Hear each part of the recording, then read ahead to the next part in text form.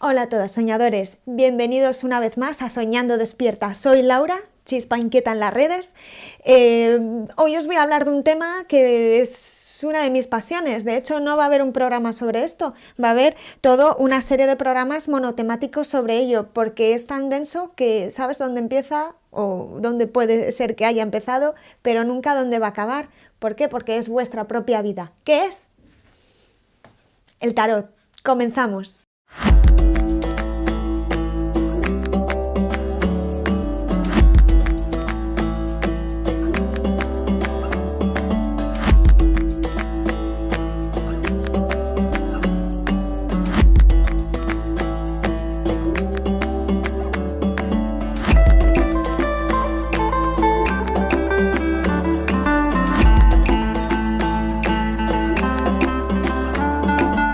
Pues aquí estamos con el tarot, este tema que para mí es una pasión absoluta y que yo siempre recomiendo a todo el mundo, aunque haya tanto prejuicio sobre ello, pero bueno, me da igual. Ya se sabe que cuando uno ama una cosa, no le da miedo ni vergüenza enseñarla al mundo, ¿verdad? Pues eso es así lo que me pasa con el tarot. Bueno, os presento en principio y para empezar, porque a los neófitos de este tema, los que, sabéis así muy soslayadamente lo que es el tarot, pero no estáis metidos en el tema, os lo voy a presentar con dos barajas diferentes, ¿vale? Os la voy a presentar con la baraja de Jodorowsky y Camões, que es la de Marsella. Yo os lo voy a presentar con la baraja de White y Smith, bueno, la Rider-Waite-Smith, que es White era un ocultista de principios de siglo de la orden de Golden Dawn y le encargó a Pamela Colman Smith la baraja esta. Ella lo dibujó, lo pintó, lo coloreó y es una pasada y llega hasta nuestros días. 100 años más tarde sigue siendo una maravilla mirarlo. La diferencia que tiene con el de Marsella, que es el de Marsella clásico restaurado por Jodorowsky y por Camões. Camões es el descendiente de una saga de creadores de barajas y entonces ellos tenían en sus archivos, ahí indagando, consiguieron ir recuperando lo que es la baraja tal y como era, o bueno, lo más original, lo más antigua, cogiendo los colores originales, los pequeños detalles de cada carta. Bueno, hicieron ahí un trabajo muy grande y muy intenso para recuperar lo que ellos reconocen o creen que es como era en su origen la baraja de Marsella. Entonces, bueno, es muy, muy interesante.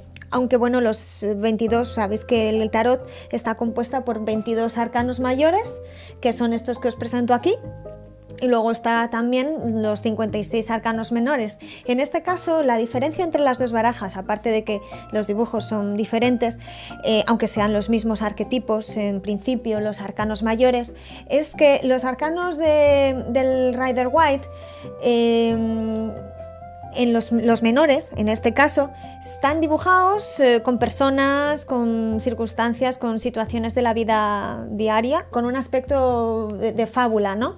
Lo que tienen los de Marsella, que al final son la baraja española que conocemos todos de los cuatro palos, que también tienen los cuatro palos, en este caso la White, pero bueno, en estas son los cuatro palos tal cual, o sea, ves los bastos, espadas, copas y los oros. En este caso, pues, ves escenas y se te quedan mucho mejor y los integras muchísimo mejor y los puedes entender. Claro, de la otra manera tienes que utilizar un trabajo de memoria para acordarte de cada uno y de esta manera, en un golpe de vista, pues ya ves una circunstancia mucho mejor con el Tarot Rider.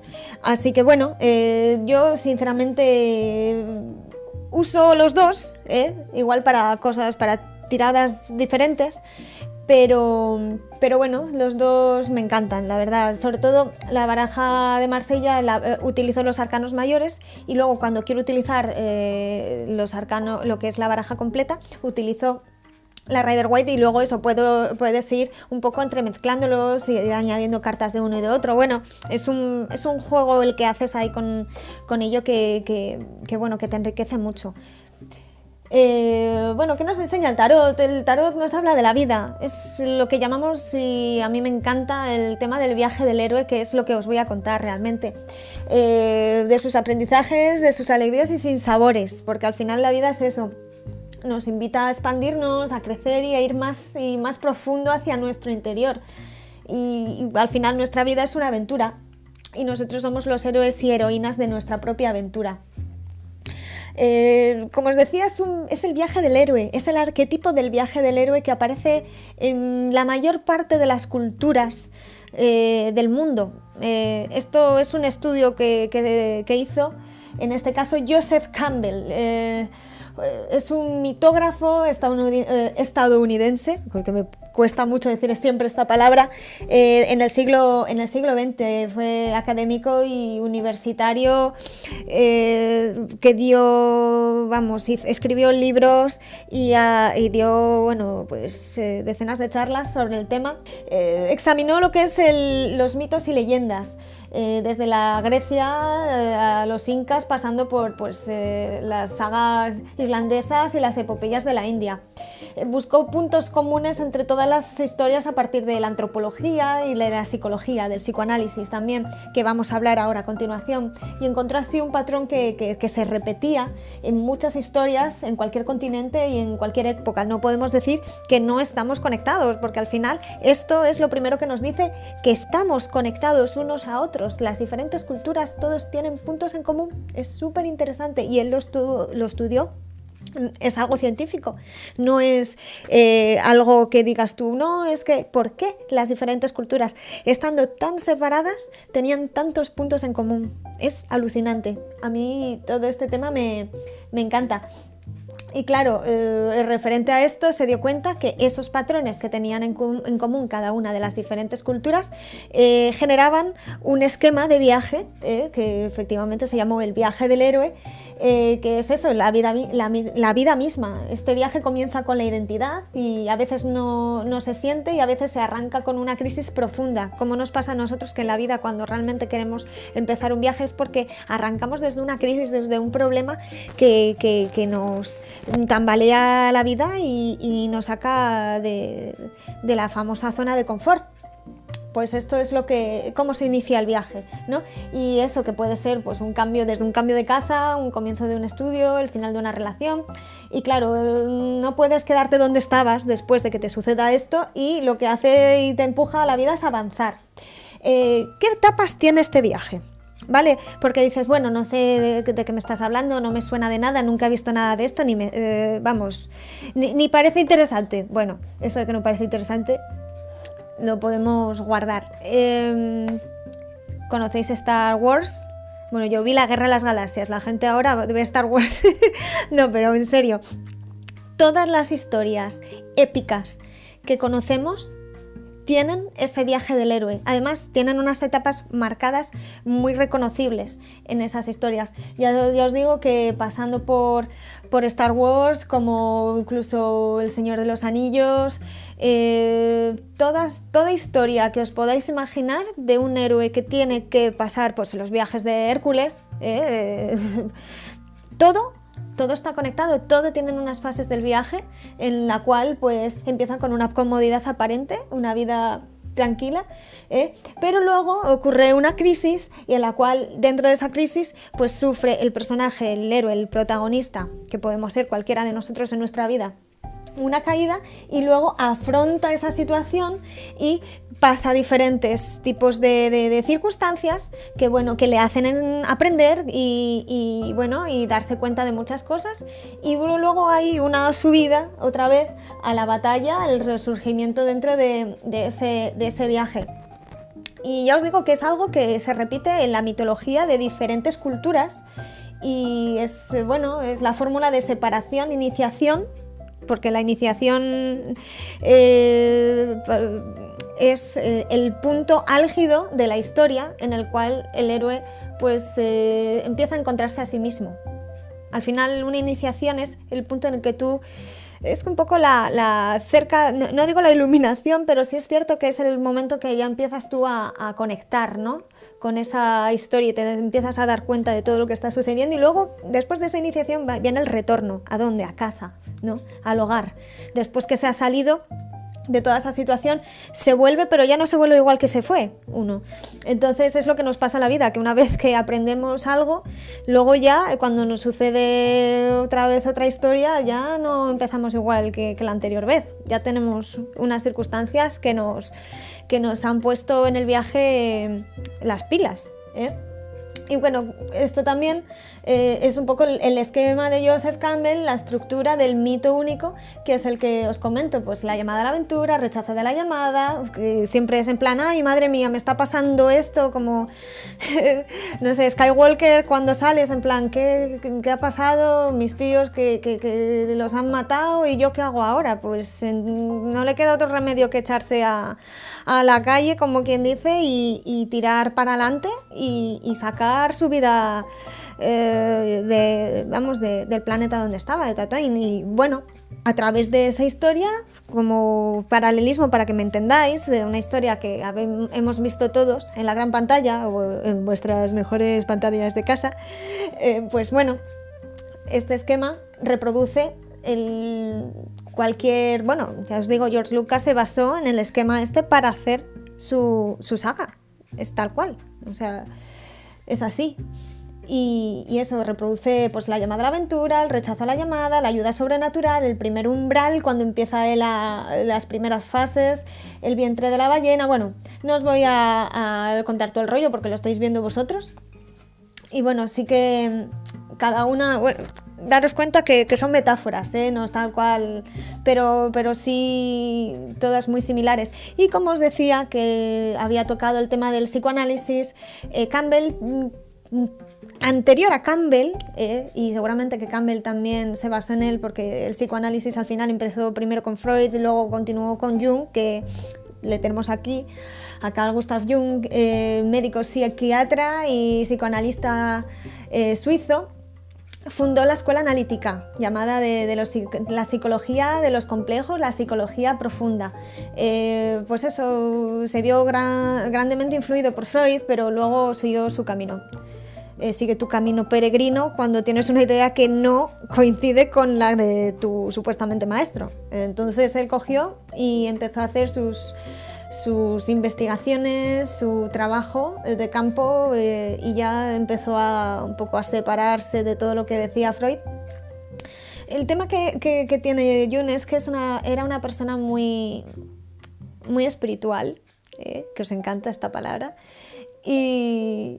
y claro, todos sus estudios y todas sus investigaciones y sus descubrimientos los vio a través de esa manera de ver la vida de una manera más profunda y ver un poco más allá de las situaciones. Entonces, bueno, es muy, muy interesante por ese punto, por ese lado.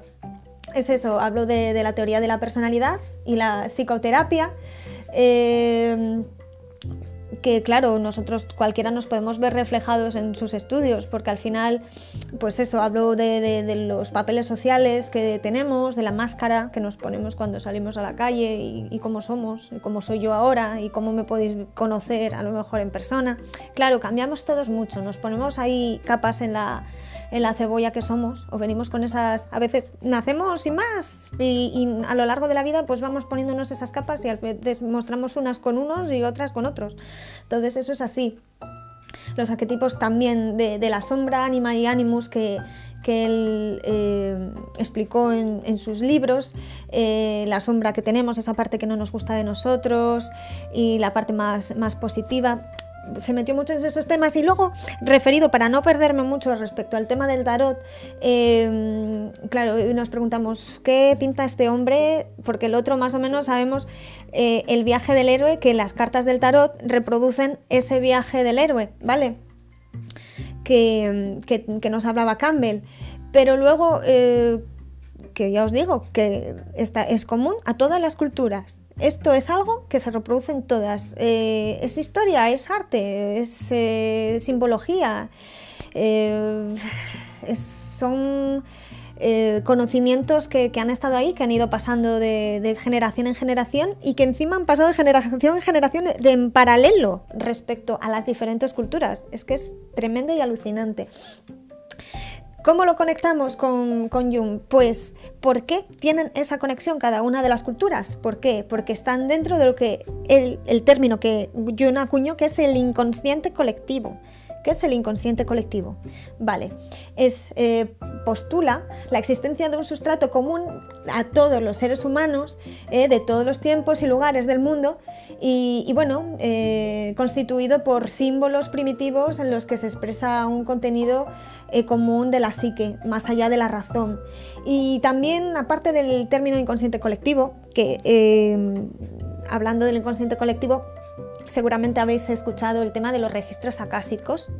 En la casa de las culturas orientales es como una biblioteca donde todos están nuestras historias, están nuestras anteriores encarnaciones, porque claro, siempre basándose en que nosotros nacemos y morimos continuamente.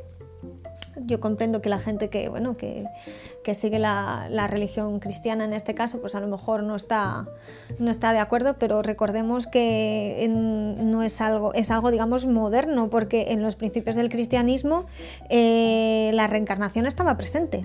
Eso fue en un momento que se dijo no queremos la reencarnación porque no nos interesa y lo quitaron, pero eso está en todas las culturas y es común, lo que quiere decir que no estamos como para... Claro, luego hay que creer en la existencia del alma y de la esencia de cada cual.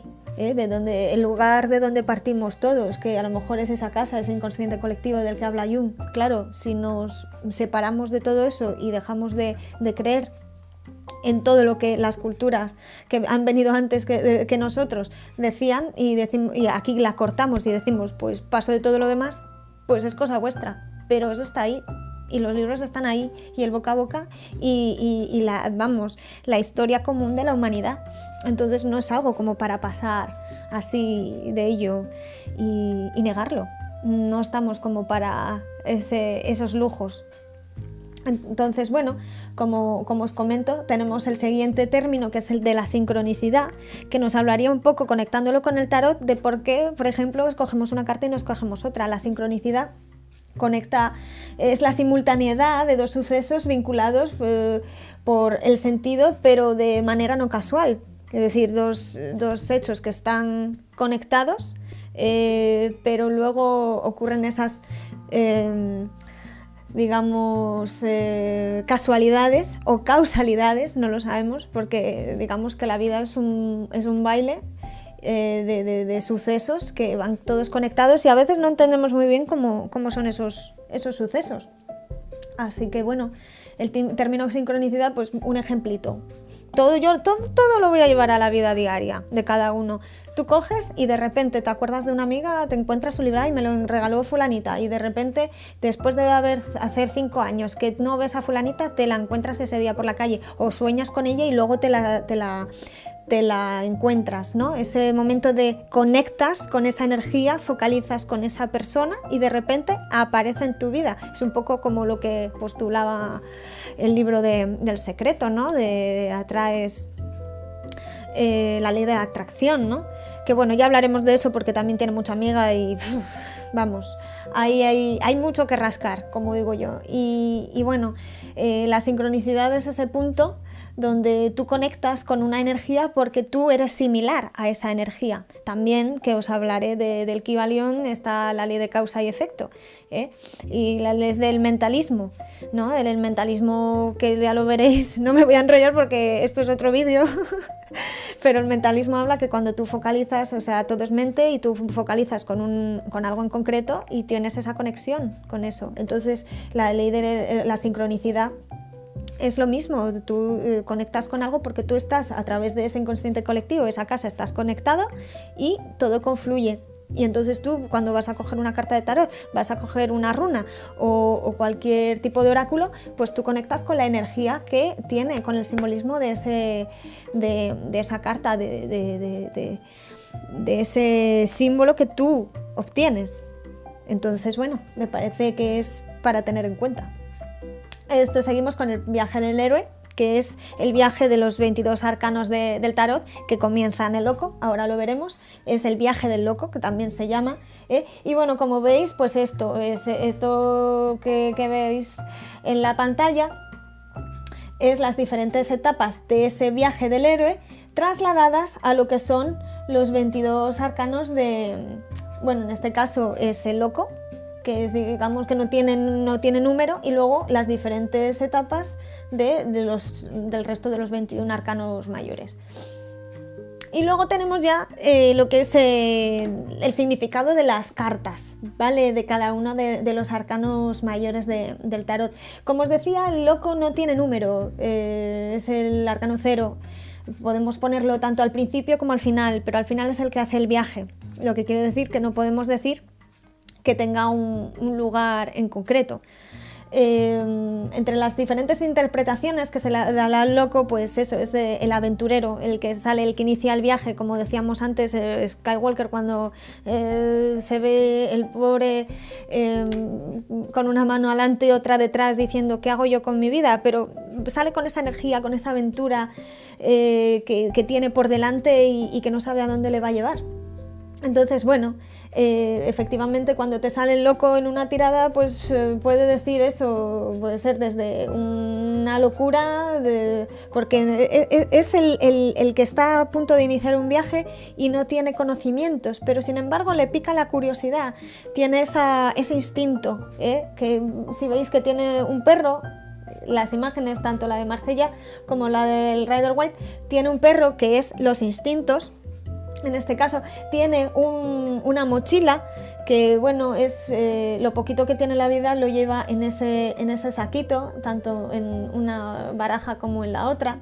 Y bueno, siempre lo ponen, o por lo menos, mira, en la de Rider lo ponen al borde de un precipicio, porque a veces el desconocimiento de las cosas te pone en situaciones un poco complicadas siempre. Y entonces es un arcano muy simpático desde mi punto de vista. Bueno, tiene ese punto de locura divertida de quien no sabe, pero se enfrenta al mundo con lo poquito que tiene y se lo va ganando poco a poco, ¿no? Y es nuestro protagonista, eres tú, soy yo, y es todo el mundo, el loco. Y con ese comenzamos el periplo. Hoy no os voy a contar todos los arcanos mayores, no os vengáis arriba, ¿eh? Yo estoy comenzándolo un poco para ya que abráis boca, porque sí es cierto que es un tema muy intenso y largo, y es que nunca se terminaría realmente, y sobre todo eso, los arcanos mayores tienen una carga de simbología enorme, lo que quiere decir que, bueno, pues podría estar hablándote solo de una carta todo el día y al final no tenemos tanto tiempo. De hecho, ya me estoy enrollando bastante. Así que bueno, que sepáis que, bueno, que empieza el viaje con el loco. Voy a hablaros de 2 cartas más, y en los siguientes vídeos pues os iré hablando, pues a lo mejor de 3, 4 o 5 cartas, dependiendo de cómo vayamos viendo el tema, de si hacéis alguna aportación, si tenéis alguna duda, consulta, lo que sea. En este caso, pues aparte de que hemos empezado con la carta de loco, que como os decía, eso era el que comienza el viaje, puede tener muchos significados, es el viajero que atraviesa, como decíamos, los 21 portales de las enseñanzas de los arcanos mayores. Luego comenzamos ya lo que es el viaje con el mago. El mago, que puede ser, pues eso, es el que marca el inicio del viaje, es la fuerza impulsora, representa todos los potenciales que tenemos cuando empezamos un viaje, ¿vale? Yo diría que el mago es como el saco que tiene aquí el loco, que lleva ahí como el potencial, lo poquito que tiene, pero que vale, que tiene una perspectiva interesante y es lo que le va a sacar de las situaciones más complicadas. En este caso podéis ver que encima de la mesa del mago hay diferentes elementos. Esos elementos, si os fijáis, pues sobre todo en la carta del Rider, veis que son las copas, los oros, las espadas y los bastos. Son los elementos luego que veremos en los arcanos menores. Bueno, son las herramientas para tener que utilizar en ese viaje. Es como cuando en los videojuegos cogemos y como en Zelda o cualquiera, pues vamos cogiendo cosas a lo largo del camino y luego nos van sirviendo, ¿vale? Es igual. También los videojuegos siguen ese esquema. Todo sigue el esquema del viaje del héroe. Ya os digo que tantos autores como imaginéis de historias, pues los mitos artúricos también siguen ese esquema, es súper interesante. Bueno, pues lo que decía, el mago pues tiene esa conexión con la tierra, con el cielo, que le veis con una varita, y conecta esos dos y coge esa energía y la focaliza para empezar ese viaje con lo que tiene y con todas las ganas y bueno, también a veces pues bueno, tiene diferentes significados que podéis ver aquí un montón, pero bueno, como inicio está bien para que os vayáis haciendo el tema. Y os voy a hablar de la sacerdotisa y una carta más, ¿vale? Y luego continuamos en el siguiente vídeo. En este caso, pues eso, la sacerdotisa lo que representa es la sabiduría que tenemos interna, y que a la que recurrimos cuando comenzamos algo, y nos trae esa intuición que tenemos, que también estaba representada igual que un poco los instintos en la carta de loco, y esos sentimientos que tenemos dentro y que nos hacen avanzar y que nos hacen concretar nuestras metas, ¿no? Y bueno, por lo menos comenzar con ellas.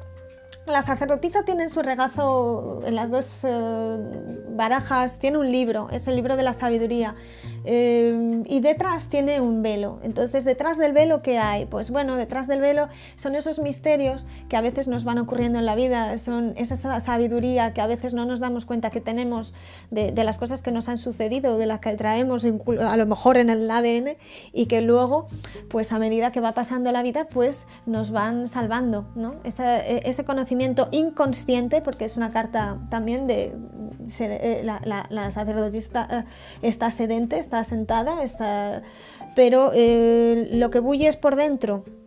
Ella no tiene ese movimiento, pero tiene internamente todos esos conocimientos que más adelante le van a servir. De hecho, representa en muchas ocasiones pues, los estudios. Bueno, también habla de la papisa Juana, que es un personaje que no se sabe muy bien si existió o no.